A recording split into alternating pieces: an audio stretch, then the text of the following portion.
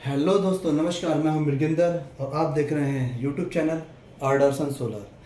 आज हम अपने इस वीडियो में समझेंगे कि करंट, वोल्टेज, पावर और रेजिस्टेंस क्या होता है और दैनिक जीवन में हमारा इसका यूज हम क्या करते हैं। ठीक है, तो बहुत ही आसान है। थोड़ा सा आप फोकस करेंगे तो बहुत ही अच्छे से आपको ये समझ में आएगा।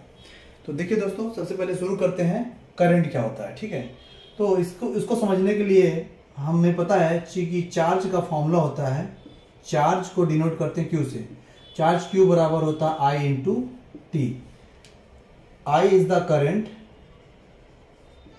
T is the time. ठीक है, टाइम फ्रेम, टाइम पीरियड होता है। तो चार्ज क्यू बराबर होता है I into T, means Q बराबर आई इंटू टी। तो आई इक्वल टू क्या हो जाएगा, क्यू अपॉन में टी। मतलब करंट क्या होता है दोस्तों कि जो चार्ज होते हैं हमारे, ठीक है, सपोज मान लो ये हमारी कोई केबल है। ठीक है, इस केबल में ये करंट फ्लो हो रही है। ठीक है जी, इस केबल में ये करंट फ्लो हो रही है, मतलब हमारा चार्ज Q बराबर जो IT होता है, तो इस केबल में हमारी क्या हो रही है, करंट फ्लो हो रही है। मीन्स करंट को हम क्या बोलते हैं कि द फ्लो ऑफ चार्ज, मतलब जो चार्ज फ्लो हो रहा है, द फ्लो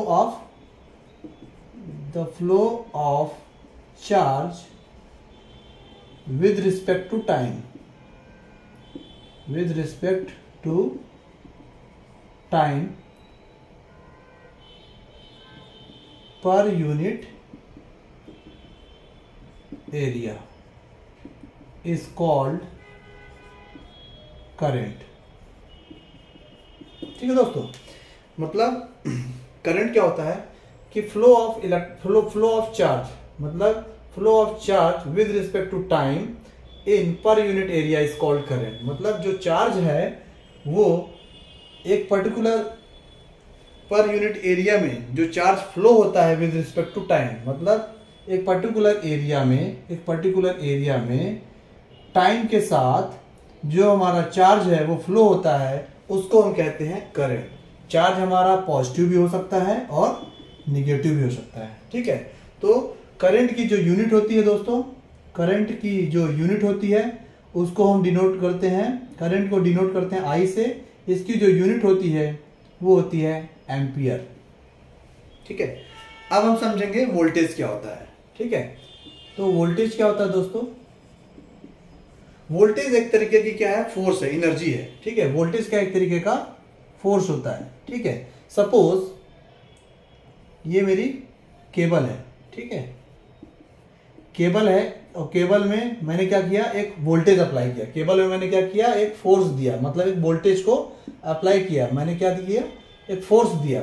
तो फोर्स देने से क्या होगा, केबल में मेरी जो करंट है आई वो फ्लो होने लगेगी।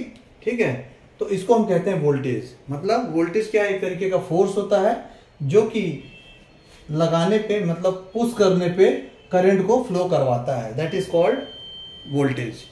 वोल्टेज को V से डिनोट किया जाता है, इसकी यूनिट होती है वोल्ट। इसके बाद आता है दोस्तों रेजिस्टेंस। क्या आता है, रेजिस्टेंस। रेजिस्टेंस को R से डिनोट किया जाता है, इसकी यूनिट होती है ओम। रेजिस्टेंस क्या होता है दोस्तों, देखिए, जब हमने इस केबल में फोर्स अप्लाई किया, यानी फोर्स लगाया, ठीक है, वोल्टेज दिया, तो क्या हो गई, करंट फ्लो हो रही है। अब सपोज मानो इस केबल में ये करंट तो फ्लो हो रही है, बट क्या होगा कि कहीं पे रुकावट आ गई, मतलब एक बैरियर आ गया।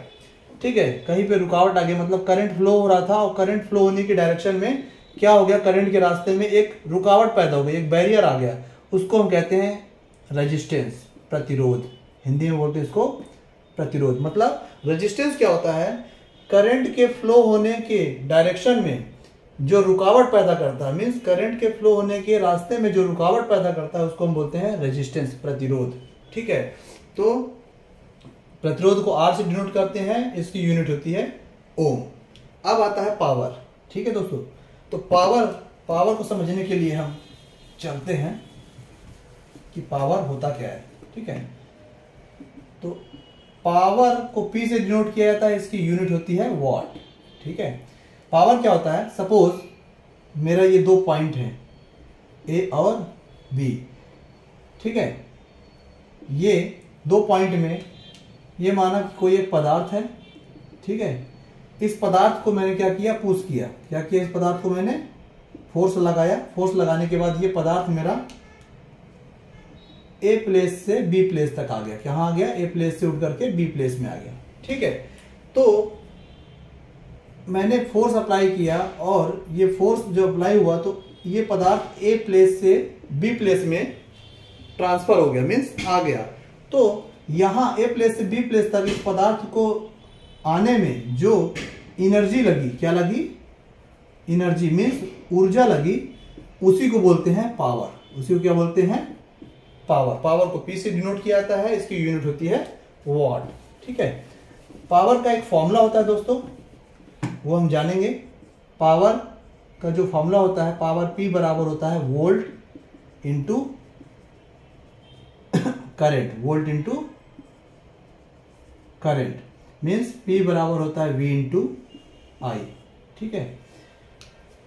इस तरीके से दोस्तों हमने जाना करंट क्या होता है, वोल्टेज क्या होता है, पावर क्या होता है और रेजिस्टेंस क्या होता है। एक लॉ है जिसको हम बोलते हैं ओम्स लॉ।